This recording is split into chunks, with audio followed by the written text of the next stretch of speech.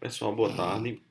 Conforme previsto, na aula passada tivemos um problema com a internet, foi verdade? E aí eu pedi a todos vocês a compreensão e disse que gravaria a- o assunto, disponibilizaria no Google Meet, certo? Então, fazendo isso, estou agora disponibilizando esse assunto para que vocês possam então estudar para a nossa próxima aula, que será via efetivamente no Google Meet, se a internet assim permitir.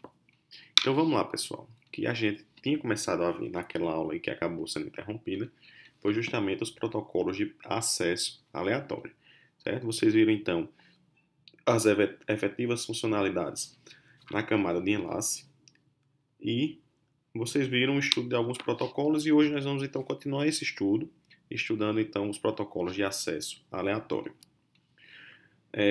Vamos então iniciar o estudo desses protocolos, iniciando então pelo protocolo Aloha, certo? O protocolo Aloha é considerado então o primeiro protocolo para canais de múltiplo acesso, que foi então originalmente planejado para sistemas com base station centrais, ou seja, com estação central que interliga esses nós, ou então uma comunicação via satélite, que nada mais é do que uma comunicação com uma station central, certo? Com uma estação central. A rede, então, para esse protocolo, ela é composta então por um grande número de estações que transmitem dados em formato de rajadas, certo? Cada estação ela transmite então um quadro assim que ela é recebida do usuário e não existe qualquer coordenação com as outras estações para que apenas uma envie dados.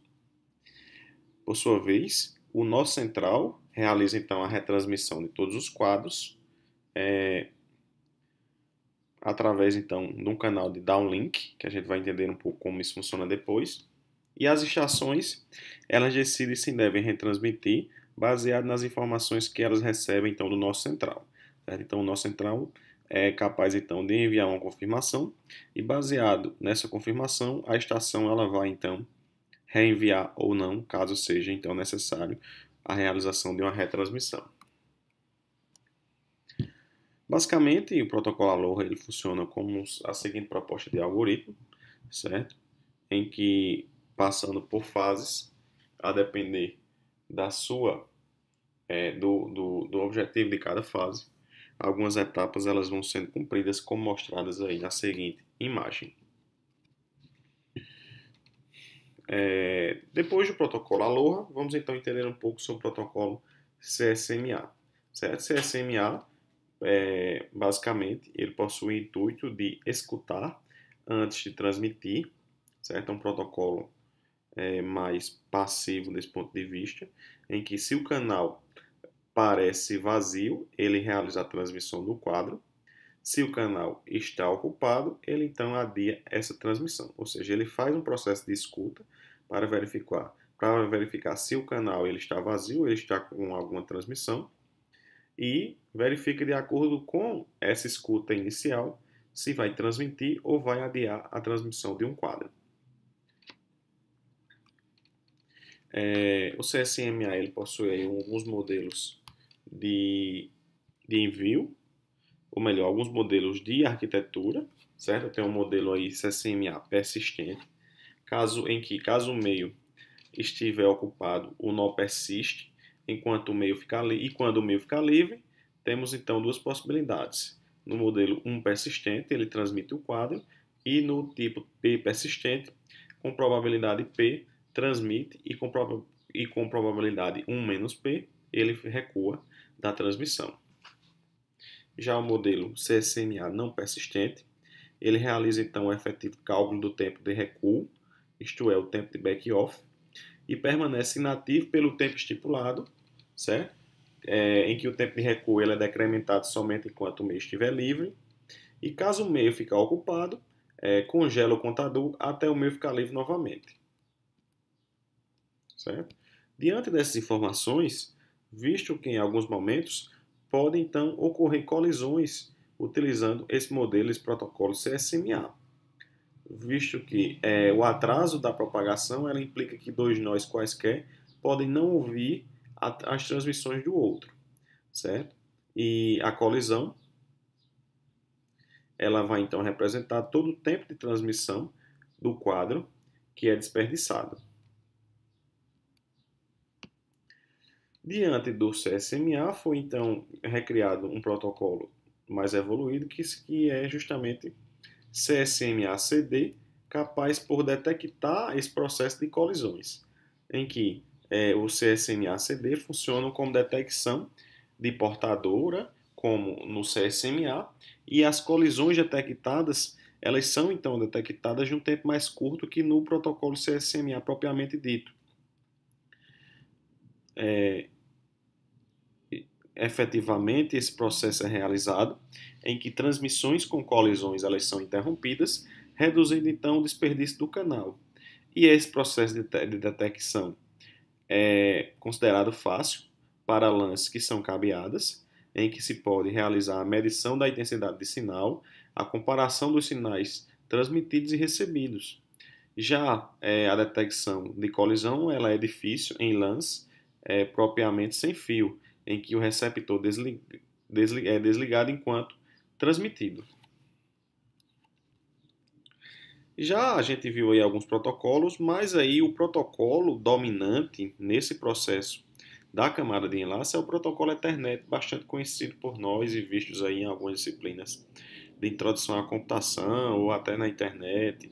É o protocolo que possui a tecnologia de rede local dominante, certo? Foi então considerada a primeira tecnologia de LAN, de rede LAN largamente usada. É considerada mais simples e mais barata que LANs com tokens e ATM e possui então uma velocidade crescente de 10 megas até 10 gigas, certo? Esse desenho aí representa o esboço do protocolo Ethernet, realizado então pelo pesquisador Bob Metcalfe. Dentre suas características, o protocolo Ethernet ele é considerado sem conexão, em que não ocorre conexão entre o adaptador transmissor e o receptor, e pode ser considerado em alguns momentos não confiável, da forma em que o adaptador receptor não envia AX ou NAX para o adaptador transmissor.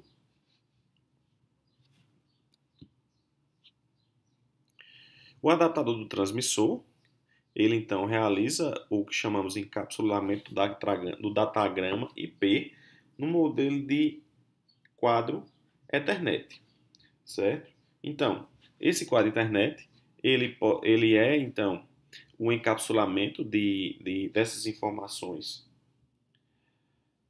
para envio então num determinado pacote, e esse quadro Ethernet ele possui os dados e algumas informações que estão então encapsuladas. E nós vamos entender um pouco que informações são essas que formam então o quadro Ethernet.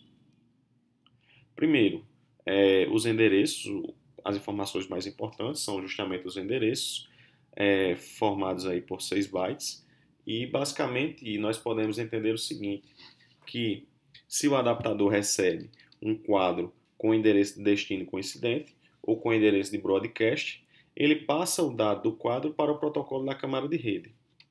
Já o campo tipo, ele indica então o protocolo da camada superior, geralmente o protocolo IP. O campo CRC, ele é então verificado no receptor, em que se um erro é detectado, o quadro ele é simplesmente descartado. Então esse campo CRC é justamente o campo utilizado para verificação de erros, para detecção de erros e descarte então do quadro. Nós vimos então alguns protocolos de acesso aleatório e agora vamos brevemente citar os protocolos MAC com passagem, MAC ou MAC, tanto faz, com passagem de permissão. Protocolos MAC com particionamento de canais e são então o que a gente viu na aula anterior, que basicamente compartilham o canal eficientemente quando a carga é alta e bem distribuída, porém é ineficiente para cargas baixas, por conta de um atraso calculado no acesso ao canal. Vimos então nesse início de aula os protocolos MAC de acesso aleatório, que é considerado então eficiente nas cargas baixas, em que o único nó ele pode usar todo o canal atribuído. Cargas altas nesse protocolo gera então excesso de colisões. E agora vamos então buscar o melhor dos dois mundos utilizando protocolos de passagem de permissão.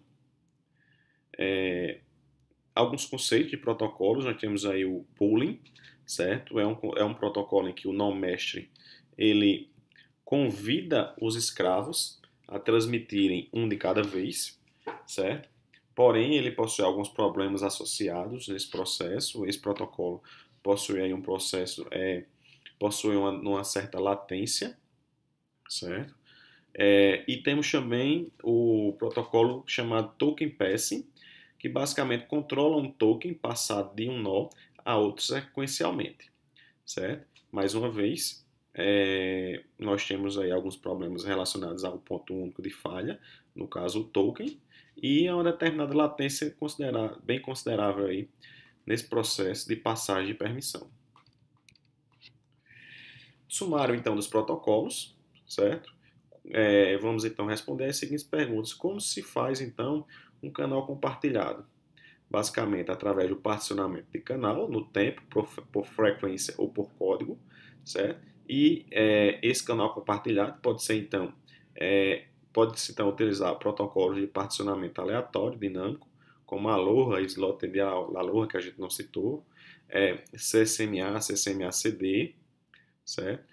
Ou então o protocolo de passagem de permissão, através da utilização do pooling a partir de um nó central, certo? E passagem de token. Então foi isso, pessoal. Essa aula era então bem rápida. A gente infelizmente não conseguiu ter ela no Google Meet, mas está aí gravada para que vocês assistam. E na nossa próxima aula, que eu vou estar gravando e disponibilizando também, que é a aula relacionada da sexta-feira, eu vou estar então falando um pouco sobre endereçamento da camada de rede. Qualquer dúvida, por favor, entre em contato. Um abraço a todos e até o nosso próximo encontro.